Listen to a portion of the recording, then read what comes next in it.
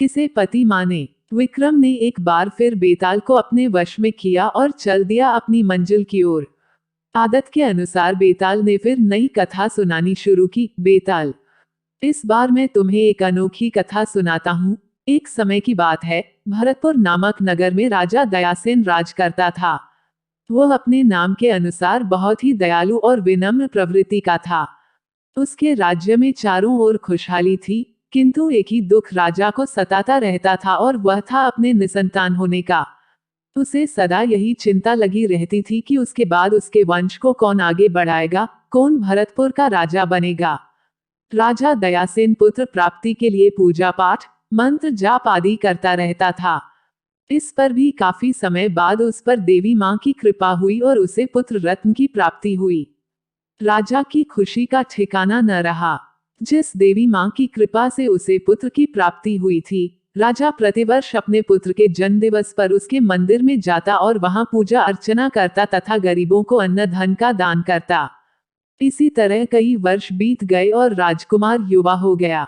हर वर्ष की भांति राजा दयासेन अपने पुत्र के 21वें जन्मदिवस पर भी उसे देवी मां के मंदिर में लाया और पूजा अर्चना की। राजकुमार के साथ राज्य के मंत्री का पुत्र तथा राजकुमार का मित्र अंगद भी वहां आया था।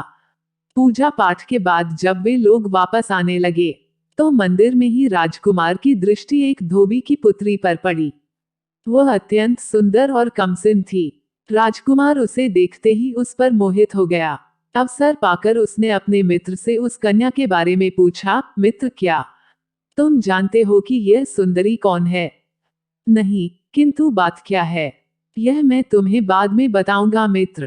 पहले तुम इस सुंदरी के नाम और गांव का पता लगाओ। ठीक है।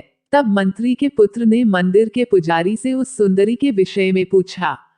तत्पश्चात उसने राजकुमार को बताया, मित्र, वो एक धोबी की पुत्री है। राजकुमार उसके सौंदर्य पर बुरी तरह रीझ चुका था।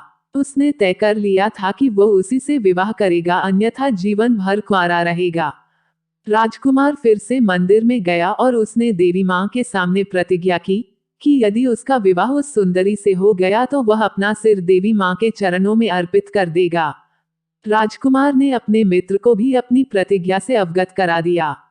उसके मित्र ने उसे समझाने का बहुत प्रयत्न किया, किंतु राजकुमार न माना। महल में वापस आकर राजकुमार उदास रहने लगा। उसे उदास देखकर राजा दयासेन भी चिंतित हो गया। उसने कई बार राजकुमार से उसकी उदासी का कारण जानना चाहा, किंतु राजकुमार ने उन्हें संकोचवश कुछ न बता सका। तत्पश्चात राजा दयासेन ने मंत्री पुत्र को बुलाया और उससे राजकुमार की उदासी का कारण पूछा। तब मंत्री पुत्र ने राजा दयासेन को सारी बात सच सच बता दी। पहले तो राजा दयासेन क्रोधित हुआ, फिर महामंत्री के समझाने बुझाने पर पुत्र की प्रसन्नता के लिए सहमत हो गया। तत्पश्चात राजा ने राजकुमार का विवाह उसकी पंसद की युवती से करा दिया। राजकुमार अत्यंत प्रसन्न था, उसकी मनोभिलाषा पूर्ण हो गई थी। वह अपनी पत्नी के साथ वैवाहिक जीवन का आनंद लेने लगा। इसी प्रकार काफी समय व्यतीत हो गया। एक दिन राजकुमार की पत्नी ने कहा, स्वामी, मुझे अपने माता पिता की बहुत याद आ रही है, कृपा करके आप मुझे कुछ दिन के लिए मेरे मायके छोड़ आएं।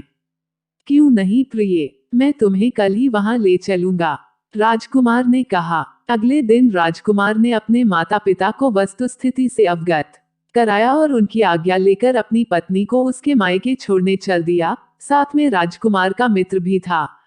तीनों रथ पर सवार होकर जा रहे थे। रास्ते में ही देवी का मंदिर था। मंदिर देखते ही राजकुमार को अपनी प्रतिज्ञा याद हो आई। उसे बेहद ग्लानि हुई कि जिस देवी मां की कृपा से उसे मनचाही पत्नी मिली, उसी के प्रति वह अपनी प्रतिज्ञा पूर्ण करने में असफल रहा। अब राजकुमार ने एक क्षण भी व्यर्थ गंवाना उचित न समझा। उसने अपने मित्र तथा पत्नी से कहा, तुम दोनों कुछ देर रुको, मैं देवी मां के दर्शन करके आता हूँ। ऐसा कहकर वह मंदिर में पहुंच गया। मंदिर में पहुंचकर उसने देवी मां से अपनी प्रतिज्ञा पूर्ण करने में हुई देरी के लिए क्षमा मांगी और तलवार निकालकर अपनी गर्दन पर वार कर दिया। राजकुमार का शीश कटकर देवी मां के चरणों में जा गिरा। उधर जब राजकुमार की प्रतीक्षा करते काफी देर हो गई और वह लौटकर न आया तो मंत्री पुत्र ने राजकुमार की पत्नी को वहीं प्रतीक्षा करने को कहा और स्वयं मंदिर में चला गया। मंदिर के भीतर का दृश्य देखकर वह जड़ हो गया। आंखें आश्चर्य एवं भय से फैल गई। फटी फटी आंखों से वह कभी राजकुमार का सिर देखता, कभी धड़। मस्तिष्क में एक प्रश्न कौंध रहा था, यह सब कैसे हुआ? किसने किया? क्यों किया? मगर किसी भी प्रश्न का उत्तर था मौन। उत्तर देने के लिए वहां कोई उपस्थित नहीं था। मंत्री पुत्र को कुछ क्षणों के बाद चेतना हुई तो वह सोचने लगा, यदि मैं बाहर जाकर लोगों से कहता हूं कि राजकुमार देवी मां के मंदिर में मृत पड़ा है तो कोई मुझ पर विश्वास नहीं करेगा। सब यही सोचेंगे कि वो उसकी पत्नी पर मुग्ध हो गया होगा, इसलिए उसने राजकुमार की हत्या कर दी है। काफी सोचने के बाद इस लांछन से बचने के लिए उसने भी तलवार से अपनी गर्दन काट डाली। उसका सिर भी देवी के चरणों में जा गिरा। उधर राजकुमार की पत्नी बहुत देर तक उन दोनों की प्रतीक्षा करती रही। जब और सहन न हुआ तो उत्सुकतावश वह भी मंदिर में आ गई। मंदिर में आकर उसने अंदर का दृश्य देखा तो हतप्रभ रह गई। उसके मन में बार बार यही विचार आ रहा था कि आखिर इन दोनों ने स्वयं को क्यों मार डाला। वह सोचने लगी कि यदि वो बाहर जाकर लोगों से कहेगी कि इन दोनों ने स्वयं को मार डाला तो कोई भी उस पर विश्वास नहीं करेगा। सब यही कहेंगे कि राजकुमारी ने अपने पति व उसके मित्र से छुटकारा पाने के लिए उन्हें मारा है, ताकि वह स्वच्छंदतापूर्वक रह सके। धोबी की पुत्री होने के कारण यह संदेह लोगों की शंका को और भी दृढ़ कर देगा। अंततः उसने भी यह तय किया कि वह भी स्वयं को देवी के चरणों में समर्पित कर देगी। यह सोचकर उसने अपने पति की तलवार उठा ली। अपनी गर्दन पर वार करने के लिए अपना हाथ उठाया ही था कि देवी मां साक्षात प्रकट हो गईं और राजकुमारी से बोली, पुत्री, तेरी पति भक्ति देखकर मैं बहुत प्रसन्न हूँ। मैं तेरी मनोकामना पूर्ण करूंगी, कहो क्या चाहती हो? देवी मां, मैं अपने स्वामी से बहुत प्रेम करती हूँ और उनका मित्र मेरे भाई के समान है। कृपया इन दोनों को जीवित कर दें। राजकुमारी ने देवी मां से प्रार्थना की। तुम्हारी मनोकामना अवश्य पूर्ण होगी पुत्री। तुम अपने पति तथा उसके मित्र के सिरों को उठाकर धड़ के साथ रख दो। राजकुमारी ने दोनों के सिर उठाकर उनके धड़ के साथ रख दिए। देवी मां ने उन पर पवित्र जल छिड़का और कुछ क्षण बाद वे दोनों जीवित हो गए। देवी मां उसकी मनोकामना पूर्ण करके अंतर ध्यान हो गईं। उन दोनों को जीवित देखकर राजकुमारी अत्यंत प्रसन्न हुई, किंतु कुछ ही देर में उसकी प्रसन्नता निराशा में बदल गई, क्योंकि जल्दबाजी में राजकुमारी से एक भारी भूल हो गई थी। उसने अति उत्साह से भरकर राजकुमार का सिर मंत्री पुत्र के धड़ के पास और मंत्री पुत्र का सिर राजकुमार के धड़ के पास रख दिया था, जिसके परिणाम स्वरूप राजकुमार के धड़ पर उसके मित्र का और मित्र के धड़ पर राजकुमार का सिर जुड़ गया। यह देखकर राजकुमार की पत्नी स्तब्ध रह गई। उसका मस्तिष्क चकराने लगा कि अब वो किसे अपना पति माने। हे विक्रम! कुछ देर वह विचार करती रही, फिर उसने उन दोनों में से एक को अपने पति के रूप में स्वीकार कर लिया। अब तुम यह बताओ कि राजवधू ने किसे अपना पति स्वीकार किया? सुनो बेताल, विक्रम बोला, राजवधू ने राजकुमार के सिर जुड़े शरीर को अपना पति स्वीकार किया होगा। क्यों भला? वह शरीर तो राजकुमार के मित्र का है। शरीर से क्या होता है बेताल?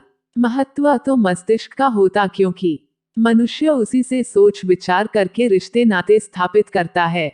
मस्तिष्क से तो मंत्री पुत्र उसे अपनी भाभी समझता था। मस्तिष्क से सोच समझकर राजकुमार ने उसे अपनी पत्नी बनाया था। हे बेताल, संबंध शरीर नहीं, मस्तिष्क बनाता है। बिल्कुल ठीक विक्रम, तुम्हारा उत्तर बिल्कुल ठीक है। मगर फिर एकाएकी बेताल उसके कंधे से ऊपर उठ गया और हवा में तैरते हुए बोला, तुम्हें मेरी शर्त याद नहीं रही इसलिए मैं चला। बेताल, मैं तुम्हारा पीछा नहीं छोड़ूंगा, कहकर विक्रम उसके पीछे लपका। बेताल अट्टहास करता हुआ अपने वृक्ष की ओर उड़ा जा रहा था। दोस्तों, ऐसी अच्छी अच्छी कहानियाँ और जानकारी सबसे पहले आप तक पहुँचे तो नीचे दिए गए सब्सक्राइब बटन को दबाकर बेल आइकन पर क्लिक कर नोटिफिकेशन ऑल पर क्लिक कर दें। साथ ही वीडियो को लाइक शेयर करना ना भूलें। धन्यवाद।